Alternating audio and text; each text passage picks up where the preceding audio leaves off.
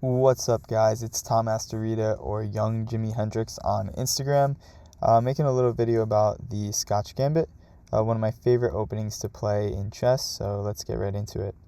Whenever I play chess, I always start with e4. I like to open up the diagonal for my bishop as well as my queen, and the most classical response is e5. Whenever I see e5, I always take this knight, put it on f3.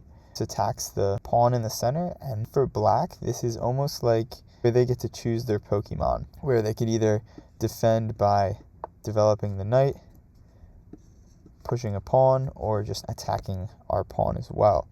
So I feel like the Pikachu of these moves, the one that everybody picks, is developing this piece. Your opponent says, well, because you developed a piece, I should probably develop a piece as well, and this defends my pawn on e5. So you see this quite a lot. Whenever I see this position, I could either play the bishop to b5, the Spanish, or the Roy Lopez. I could play bishop to c4, the Italian game, or I can play d4, the Scotch. I like to play d4 because it's a little less common, and it's still really sound for white.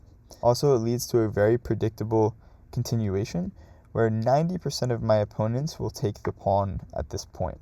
If I were to take the pawn back outright, this is the Scotch game. This is fine to play, but I like to play the second most common move, which actually scores way higher for white, which is bishop c4.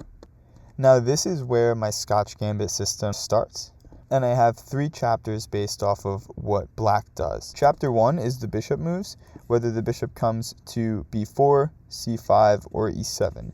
You're usually not going to see the bishop come to d6 just because it's kind of cutting off the center pawn.